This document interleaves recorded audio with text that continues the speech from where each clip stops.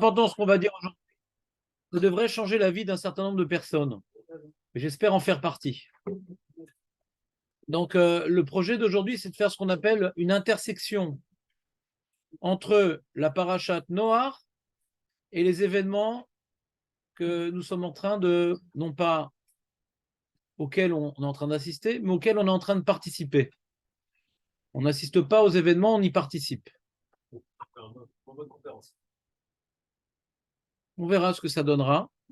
Et donc, j'ai vu dans ça la main d'Hachem, puisque ce cours-là, je l'avais préparé l'année dernière et je n'ai pas pu le dire. Et je trouve que le message est boule, ce qu'on a besoin d'entendre cette année. Et l'année dernière, je cannirais, quelqu'un a dû me poser une question. J'ai commencé à faire tout un développement. Et donc, je n'ai pas pu développer cette feuille-là, des choses qui m'arrivent une fois sur 4.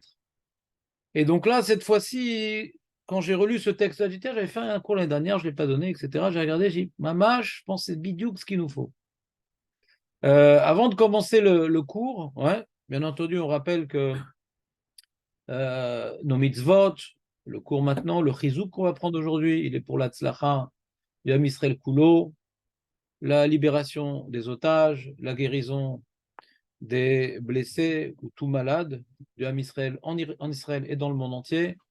Et bien entendu, que Hachem nous donne les forces d'avoir la lucidité, ouais, de profiter de cette période qui a commencé tragiquement et que si on arrive à l'exploiter au maximum, qui va terminer comme étant le plus grand bonheur qu'ait connu le Ham Israël et l'humanité depuis la naissance d'Adam Arishon.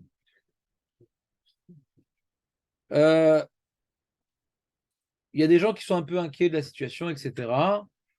Il y en a qui se ramollissent. Il y a deux types de gens, d'accord? Ceux qui ont des otages, ceux qui sont dans le sud, ils n'ont pas eu le temps de se ramollir. Si quelqu'un se ramollit, alors c'est un quitrouk sur lui, c'est un manque de fraternité. C'est celui qui a de la famille en otage ou qui subit les déplacements de sa famille, ouais, à droite, à gauche. Comme j'ai des amis, ils sont comme ça quand ils étaient dans le sud et à Fakim. Okay. Et surtout un hôtel, et puis l'hôtel c'est fini, on ne peut plus vous prendre. Donc, c'est pas que l'hôtel il est gentil. Et au bout d'un moment, c'est pas jusqu'à la fin de la guerre. Ah non, il faut trouver un autre endroit. Donc, faut communiquer, faut voir un petit peu les comment dirais-je, les autorités qui s'occupent de ça et trouver un autre logement, etc., etc. En plus, c'est pas simple parce qu'ils veulent rester avec leur communauté pour que les enfants ne soient pas déconnectés. Donc, c'est pour ça que si les enfants, après, ils sont tout seuls, c'est compliqué pour les parents. Là, ils sont venus en groupe. Donc, nous, on ne connaît pas tous ces problèmes. Ouais. Parce que comme j'ai un ami en France, il m'a envoyé un mail. Comment ça? Je dis, moi, j'ai pas d'enfant en bas âge. Je suis ni au sud ni au nord. Ouais. Je souffre pour les autres. Mais personnellement, si je manquais d'imagination, ouais, la vie n'a pas trop changé. Mais comme j'ai de l'imagination, parce que je ne veux pas avoir les images des réseaux sociaux, donc j'ai de l'imagination, je peux facilement comprendre la tragédie que pas une personne, pas deux personnes, mais des milliers de personnes vivent aujourd'hui. Je dis milliers, c'est plus, mais dans Hachem, comme ça va vite s'arrêter, pas besoin de rentrer dans les détails. En tout cas, celui qui refroidit le chizou qu'il a pris, c'est un manque de fraternité. Ouais. Et je pense que ce qui va sauver l'âme Israël, c'est la fraternité. C'est l'unité. Ouais. C'est la responsabilité collective. Donc il faut sentir comme si, chazvé shalom, qu'on avait un proche en otage, comme si, chazvé shalom, on était en déplacement et on a perdu, chazvé shalom, nos biens, ouais, notre magasin, notre maison, notre confort. Il y a des gens qui vivent le cauchemar, un vrai cauchemar à tous les niveaux, matériel, spirituel, familial, à tous les niveaux. Là, je vois, il y a de plus en plus de voitures sur la route, la vie reprend. Les voitures ont le droit de rouler, mais les conducteurs doivent être avec un état d'esprit, ouais, différent de ce qui s'est passé, ouais, depuis ce qui s'est passé à ce fameux Simchat Torah. Donc, il ne faut pas se refroidir. On n'a pas le droit de se refroidir. Si on a pris sur nous au début des choses d'arriver à l'heure à la tfila ou en avance, au shiur, etc., il n'y a aucune raison d'arrêter. Parce que ce qui s'est passé dans le sud était catastrophique. Ce qui va se passer dans le nord va être magnifique parce qu'il y aura la Géoula. Et je vous laisse réfléchir à la phrase que j'aurais pu terminer. Donc, on ne sait pas ce qui va se passer. mais on sait ce qu'on peut faire.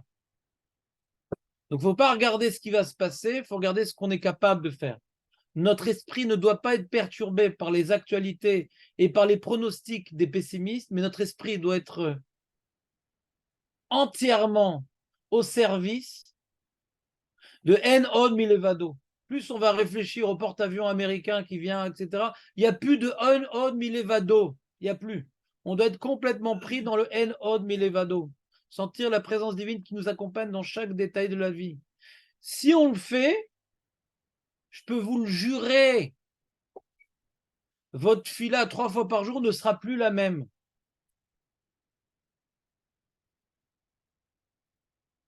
C'est un moment attendu, un moment appréciable, un moment de... Quelqu'un, il a préparé son Shabbat, il a acheté des salades, il a tout nettoyé, il a sorti les draps, etc. C'est important. Plus il aura préparé son Shabbat, et plus la personne importante qui va accueillir, eh ben, il va s'y investir encore plus. Il va lui parler, il va être, etc. Alors nous, quand toute la journée, on prépare notre maison intérieure, et les tfilotes, c'est « Ah, l'invité arrive ». Si on a du mal à prier Shacharit, Mincha, Arvit, c'est qu'on n'a pas compris que Hachem est à côté de nous au jour le jour, à chaque instant. On a perdu du on milevado. Si on voit une régression dans notre prière, c'est qu'on n'a pas de on milevado en nous. C'est clair? Donc c'est vraiment pas le moment de baisser les bras. C'est le moment de... On devrait normalement être dans une dynamique d'augmentation, de proximité d'Akadosh Baruch Hu, d'amélioration des mitzvot. On devrait normalement gravir des nouveaux niveaux d'Avodat Hashem qu'on n'a jamais pu gravir dans notre vie. Au lieu de voir une régression, d'avoir une élévation permanente. Si ce n'est pas le cas, il faut pleurer, il faut aller dans le sud, parler aux familles des otages, il faut aller dans les hôpitaux, faire quelque chose. Hashem a besoin de chacun d'entre nous pour recréer cette unité qui est la seule condition pour que le Mashiach puisse se révéler. C'est vrai qu'il y a besoin de faire tchouva, etc., etc. Mais l'unité, c'est la base. La manière qu'Hachem n'a pas voulu. La plus grande manifestation divine de tous les temps, c'est le Mahamad Arsinaï. C'est vrai qu'ils ont voulu recevoir la Torah, mais avant tout, il y a marqué qu'ils étaient unis. Avant tout, il y a marqué qu'ils étaient unis. Un Hachem qui est Echad ne peut se dévoiler qu'à Am qui est Echad. Alors c'est vrai que qu'est-ce qui nous unit? C'est Torah Mitzvot. Sans ça, alors on est unis contre un problème, mais on n'est pas unis en nous-mêmes. Mais déjà, nous qui sommes dans Torah et Mitzvot, qu'on soit unis les uns avec les autres, et que cette union donne envie aux autres, et c'est ce qui se passe aujourd'hui. Il y a beaucoup de gens pas religieux qui écoutent des messages des Mouna, et ça leur donne envie d'être unis, non pas contre la guerre, mais unis par un message. C'est pas du tout la même chose. Tous les peuples sont unis contre la guerre. Mais être unis par un message, il n'y a que l'âme Israël qui peut être uni par un message. Parce que dans chaque juif, il y a une émouna qui dort. Vous avez dû entendre des témoignages de gens qui n'étaient pas religieux et que on m'a montré un sirton d'une dame, je ne sais pas de quel kibbutz, qui n'avait pas la tête couverte ni rien, etc. Qu'il y avait les 11 ou 12 méchablim dans sa maison. Ouais.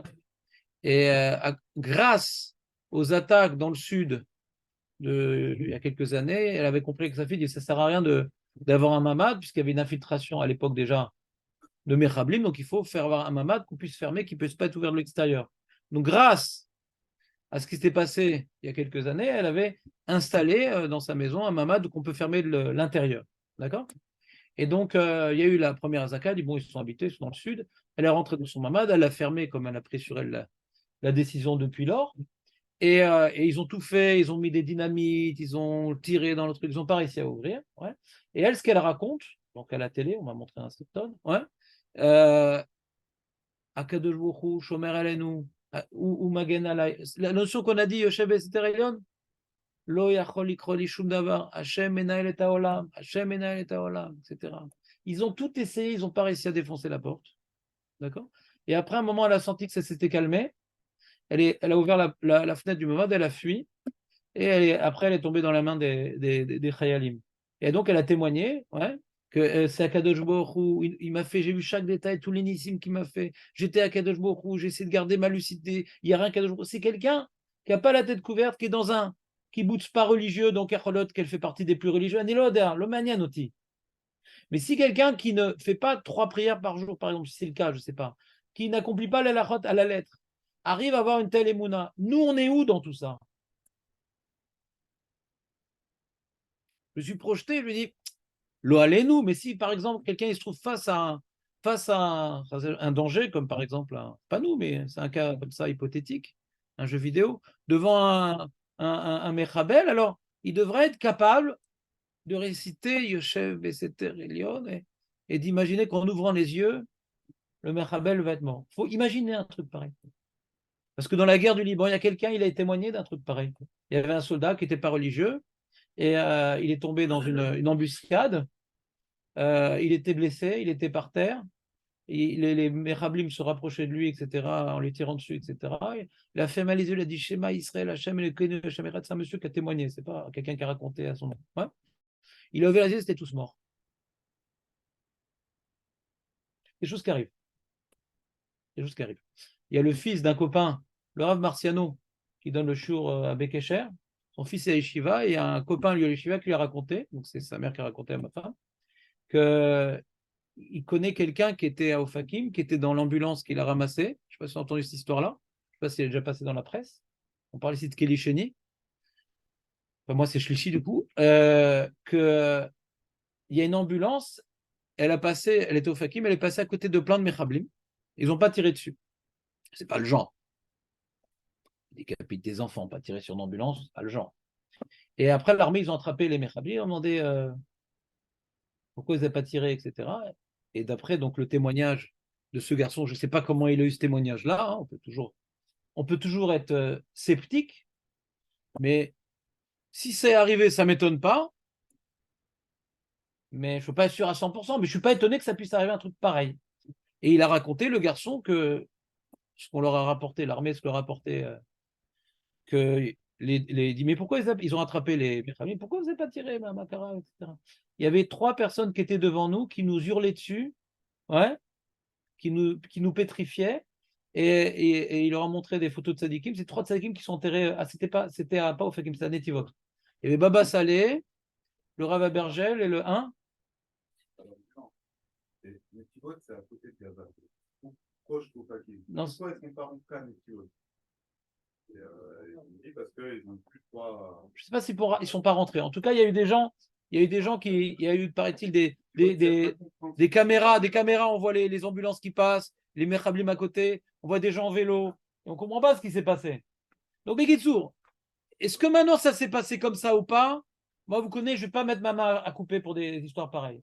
Est-ce que ça peut se passer comme ça? Oui.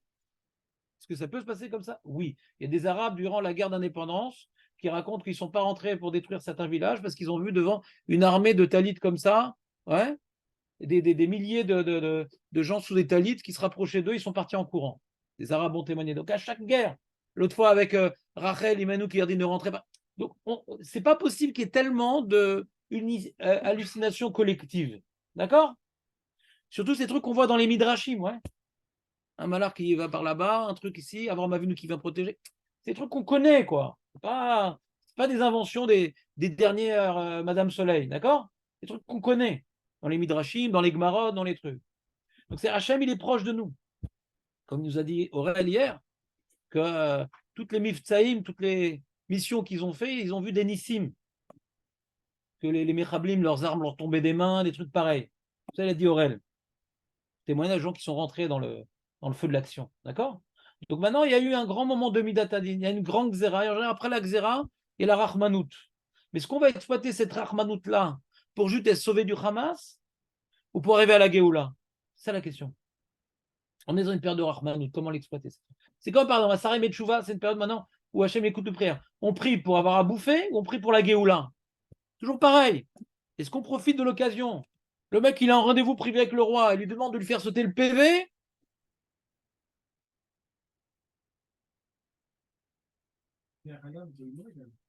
Faire sauter le PV? Je sais pas comment tu penses encore des choses pareilles. S'en fout du PV. Vous avez dit que on reste pareil. Je sais pas, t'as rien compris, excuse-moi, Benjamin. Je t'aime beaucoup, mais je vois pas le rapport. Comment ma tête, elle est dans le PV? Ma tête, elle est dans les otages, ma tête, elle est dans les gens qui souffrent, ma tête, elle est pas. Donc, quand maintenant, on prie maintenant. Je parle maintenant, on prie maintenant. On prie pas pour mon PV. D'ailleurs, entre nous, ouais, il y avait une bracha que j'avais du mal à faire, c'était Sim Shalom. Et c'est une prière pour le Ham Israël qui est Echad et que sans lui, je suis rien. C'est-à-dire, quelque part, on finit toute la Mida, après avoir demandé des choses personnelles, des choses communautaires, etc. Mais dans le tas, notre ego, il est dominant, malgré tout. La Géoula, ça va être sympa pour moi, la Géoula. On ramène naturellement tout à nous-mêmes. Et on finit la Mida comme étant quelque part un effort d'associer ma prière avec toutes les prières du Ham Israël. Ouais. Et donc, que si moi j'ai quelque chose et que l'homme Israël n'a pas le shalom, lo yachavé. Si moi j'ai quelque chose et que l'homme Israël n'a pas la bracha, lo yachavé. On finit par une unité, non pas uniquement de tout ce qu'on a demandé. C'est vrai que ça fait un résumé de tout ce qu'on a demandé, parce que shalom, bracha, zakar, donc ça résume un peu tout ce qu'on a demandé. C'est pas uniquement un résumé de tout ce qu'on a demandé, c'est un résumé que tout le monde reçoive ça. Et pour ça, c'est que la Géoula. Quand des personnes reçoivent et d'autres ne reçoivent pas, c'est qu'on n'est pas encore à la Géoula. Que tout le monde doit recevoir. On est le Ham Kadosh. On est tous des descendants d'Abraham. Ah, peut-être des mecs qui s'est avéré, c'est pas un vrai descendant d'Abraham. Mais tous ceux qui descendent d'Abraham, Yitzhak et Yaakov, Yeh, Bracha, Atzlacha, Yeshua, Shalom, Simcha, Akol. Mais qu'est-ce que tu veux? Pourquoi tu interprètes mal ce que je dis? Prière perso, sauf à la fin. À la fin, on est là pour dire que tout ce que j'ai pu demander, parce qu'on a besoin maintenant, on a un ego, on a besoin maintenant de demander des choses à Hachem qui me parle, qui me touche. Et qu'est-ce qui me touche le plus? Ben, ce qui m'arrive à moi, c'est normal. C'est normal. Mais il faut absolument rattraper, ouais, cette connexion que j'ai avec le grâce à mes problèmes personnels. C'est une connexion, ça me parle. Ça me parle, ce qui m'arrive. Mais attention, lo haya shave imrakani kibalti. Mais voilà, j'ai besoin de me raccrocher à quelque chose. Qu'est-ce qui me raccroche le plus? Quand on dit chayecha kodmim. Quand maintenant tu as une gourde dans le désert, on est deux. Toi d'abord. Mais tu dois pleurer toutes tes larmes de ne pas avoir donné à l'autre. Et de sentir que tu es dans une galoute que toi tu as reçue et pas l'autre. Mais on finit à la tefila, je veux que tout le monde reçoive. C'est un hommage échavé. C'est clair?